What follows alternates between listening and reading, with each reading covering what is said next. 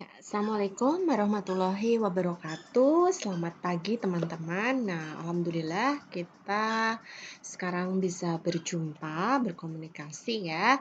Nah, kali ini Bu Retno akan membahas tentang bahasan manajemen strategik di pertemuan ini, yaitu hubungannya tentang cara mempersiapkan dan menyajikan analisis kasus. Nah, beberapa video maupun PPT dari teman-teman sudah sedikit Bu Retno lihat gitu ya.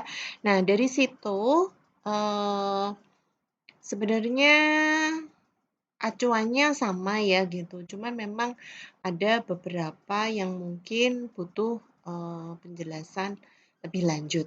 Nah, untuk cara mempersiapkan dan menyajikan analisis kasus di pembahasan tersebut di buku referensi kita, yaitu penulisnya yang Salemba 4, Fred David dan Forrest David gitu ya, Fred R. David dan Forrest R. David. Nah, di situ dijelaskan bahwa sebenarnya ketika kita menganalisis sebuah kasus itu diberikan sebuah kasus gitu ya dari profesor atau dosen dalam hal ini. Nah, kalau di buku tersebut disebutkan bahwa yang memberikan soal adalah profesor gitu. Nah, tapi maksudnya karena buku ini merupakan buku apa namanya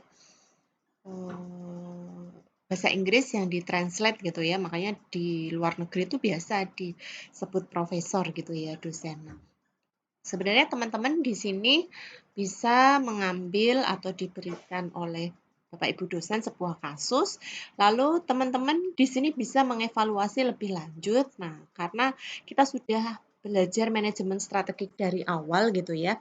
Nah, kalau manajemen strategik dari awal, teman-teman tahu kita semua diawali dari visi misi gitu ya.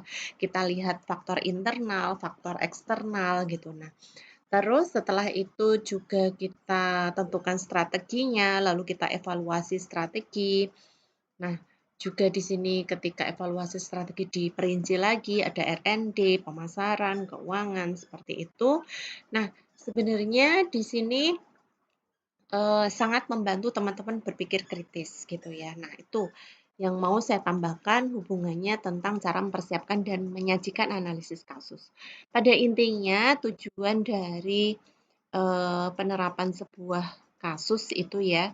Jadi memaksa memaksa tanda kutip karena teman-teman dibawa sebuah kondisi di mana teman-teman di situ harus ini ya, apa namanya? Teman-teman di situ harus eh, berpikir lebih dalam gitu ya, tidak hanya jawaban ya, tidak gitu ya, tapi ketika pertanyaannya bagaimana, nah itu kan tentu menjelaskan secara proses dan teman-teman harus menyajikan beberapa fakta, lalu ditambah pendapat dari teman-teman. Sebenarnya gitu. Nah, sebenarnya materi ini juga bisa teman-teman terapkan ketika teman-teman berlatih presentasi di kelas gitu ya. Kan ada beberapa mata kuliah tertentu yang memang sistem pengajarannya dia adalah presentasi gitu. Nah, nanti setelah presentasi ada sesi tanya jawab dengan teman-teman terus nanti diskusi dengan Bapak Ibu dosen gitu. Nah, itu teman-teman bisa berlatih di situ karena otomatis kalau kita mau maju presentasi, otomatis kita harus mempersiapkan ya. Oh, kira-kira materi yang akan disampaikan ini seperti apa gitu. Nah, otomatis kita harus belajar membaca lebih dalam gitu ya, penuh konsentrasi. Terus kita otomatis akan berpikir di sekitar-sekitar yang kita baca juga gitu. Harapannya supaya ketika ada teman yang bertanya atau kegiatan tanya jawab berlangsung gitu ya, teman-teman bisa menjawab secara baik gitu ya. Nah, secara baik ini bagaimana sih Bu gitu kan? Secara baik ini maksudnya adalah teman-teman bisa memberikan sebuah fakta. Nah, setelah adanya sebuah fakta ini nanti akan ditambah, dijelaskan lebih lanjut tentang penjelasan secara logika dari teman-teman gitu. Tapi apabila teman-teman menjawab tanya jawab itu istilahnya semua hanya dengan karangan tanda kutip gitu ya, tanpa adanya fakta, tanpa adanya diarahkan ke alur logika sedikit demi sedikit, maka jawabannya juga akan kurang tepat. seperti itu ya. Nah, itu yang mau saya tambahkan. Jadi sebenarnya materi di ini bisa digunakan untuk teman-teman untuk berlatih meningkatkan skill presentasinya dengan lebih baik gitu. Nah, kalau mungkin beberapa kayaknya sebelum UTS ya, saya sudah pernah memberikan soal analisis kasus gitu. Nah, kalau dari situ soal analisis kasus sudah pernah, tapi kayaknya belum pernah dibahas di kelas gitu. Nah, karena ini kita via video gitu ya, jadi Bu Retno memberikan inti-intinya. Nah, seperti kebutuhan untuk realisme, kebutuhan untuk spesifikasi, originalitas. Nah, kebutuhan akan originalitas itu misalkan kita pembahasan tentang manajemen strategik itu eh, kalau bisa ide atau informasi yang kita berikan itu belum pernah diberikan oleh hal sebelumnya gitu supaya memang originalitas gitu bukan sesuatu yang basi gitu ya. Nah, terus di sini ada metode kasus versus pendekatan pengajar gitu ya. Nah, di sini ada kesimpulan eksekutif. Ini seperti yang saya sampaikan alurnya sama. Jadi ketika dengan diberikan sebuah kasus gitu ya dalam mata kuliah manajemen strategik, ya silahkan bisa dievaluasi mulai dari langkah-langkah yang eh, dalam kerangka komprehensif manajemen strategik, yaitu bisa dimulai dari mengidentifikasi visi, misi, tujuan, strategi perusahaan gitu ya.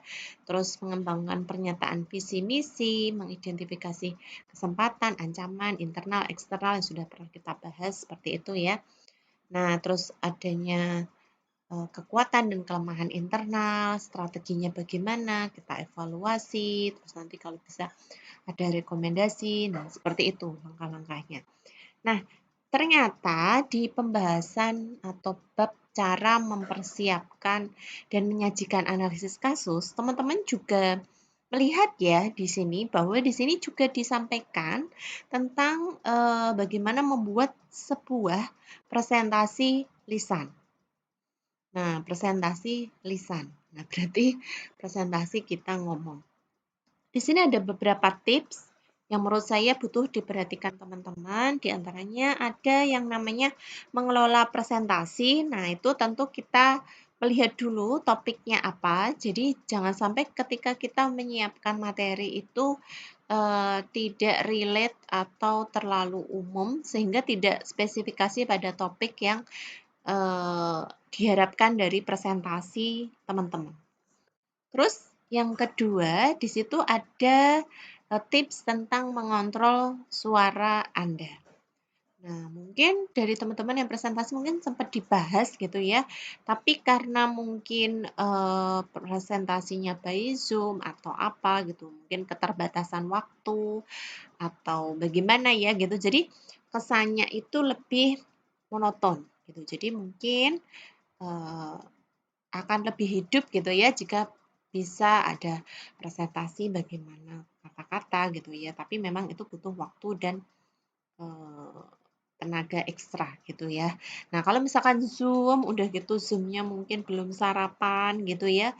Terus eh baru aja bad mood. Nah, mungkin aja presentasinya itu jadi monoton, jadi hanya membaca. Nah, kalau hanya membaca, saya sampaikan tanpa diberikan presentasi pun bisa gitu ya. Jadi mungkin itu tambahan dari saya. Jadi ketika presentasi di sini Bu Retno tekankan ternyata ada beberapa tips ya di antaranya yang mungkin ke depan entah mata kuliah apa gitu ya karena manajemen strategi kan tinggal 1 kali minggu depan ya gitu. Nah, insya Allah kita tatap muka minggu depan. Nah, di situ mungkin bisa teman-teman praktekkan hubungannya dengan presentasi lisan. Nah, ternyata untuk pengontrolan suara itu juga perlu diperhatikan gitu ya. Jadi idealnya selama 1 menit itu ada 100 hingga 125 kata per menit. Nah, mungkin ini kita agak susah ya kalau harus menghitung Bu kata. Nah, mungkin bisa kita kira-kira. Jadi kalau terlalu cepat juga audiensnya ndak mudeng gitu ya, tapi ketika terlalu lambat juga terlalu boring ya. Kita sendiri kan pernah ya misalkan seperti itu menyaksikan presentasi siapa gitu ya. Nah, kalau misalkan nadanya gitu-gitu ada aja terus kecepatannya seperti itu saja. Nah, tentu itu akan terasa membosankan gitu. Jadi memang harus dibuat dinamis gitu ya. Jadi tidak stagnan dengan kecepatan segini aja nanti ngantuk ya gitu. Nah, ternyata di sini ada beberapa tips di antaranya. Hindari suara yang monoton, caranya teman-teman bisa menekankan pada kata atau kalimat yang berbeda. Diam, diam itu juga bisa digunakan untuk mengambil jeda atau kesempatan teman-teman untuk berpikir dan menjadi sesuatu yang tidak membosankan gitu ya. Jadi memang terkadang diam butuh kita ambil juga gitu ya supaya apa-apa yang kita presentasikan memang tidak terasa membosankan.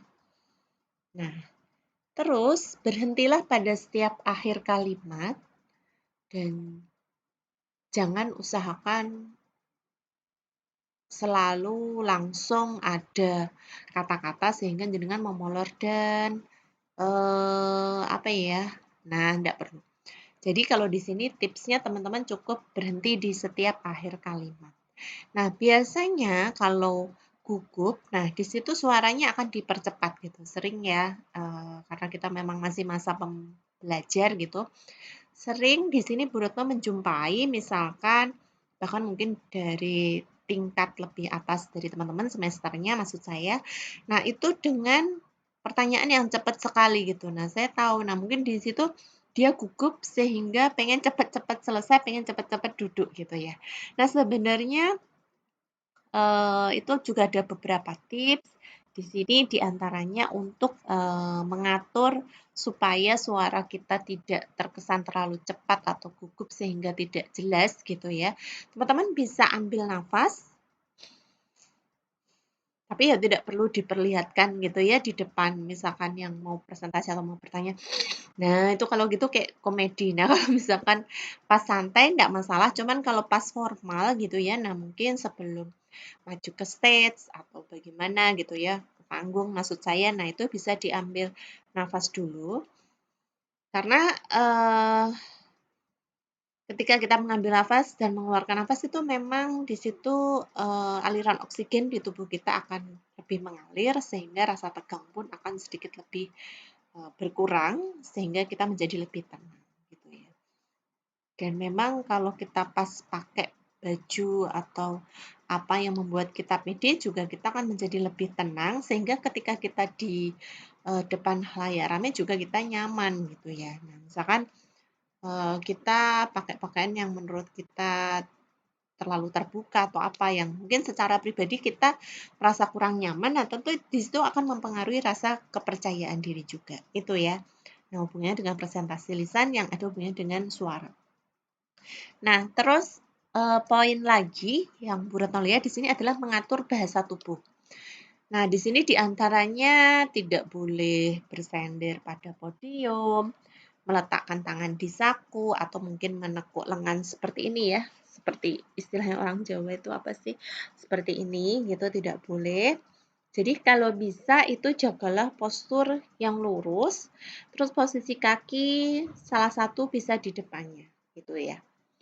Nah, tentu ini dibutuhkan stamina yang prima gitu ya. Kalau memang kita belalah malam sebelumnya kita bergadang atau mungkin kita memang mengerjakan pekerjaan yang menguras energi gitu ya.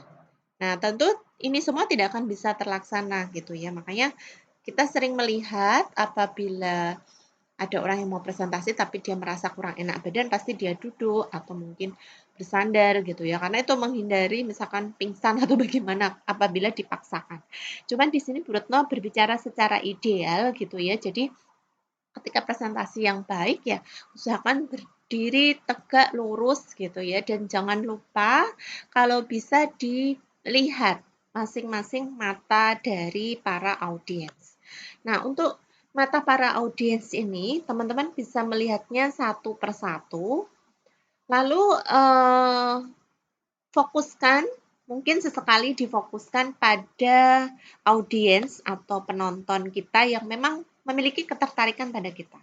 Mungkin yang terlihat bosan bisa kita lihat sesekali gitu ya, tapi kalau yang memang ada ketertarikan dengan kita gitu ya, itu bisa dilihat lebih lama. Nah, terus ketika ada catatan, misalkan seperti itu ya, nah saya sampaikan lagi, jadi kalau bisa, kalau mau bagus, ketika presentasi jangan membaca slide PPT. Membaca sesekali boleh, cuman kalau membacakan misalkan cara menyajikan analisis kasus adalah nah itu namanya bukan presentasi ya, tapi membaca gitu. Kalau presentasi, mungkin teman-teman bisa membuat sebuah penekanan, intonasi yang saya sampaikan di awal tadi, seperti, nah teman-teman di sini kita akan belajar tentang cara menyajikan analisis kasus, misalkan seperti itu. Nah, boleh dibaca subbabnya, cuman diusahakan di situ teman-teman berusaha menjelaskan sendiri. Makanya biasanya Bu Retno supaya tidak memberatkan teman-teman bisa dibagi satu bab, misalkan ada 8 slide, nah bisa dibagi satu orang per 2 slide. Jadi diharapkan penguasaannya lebih bagus gitu ya.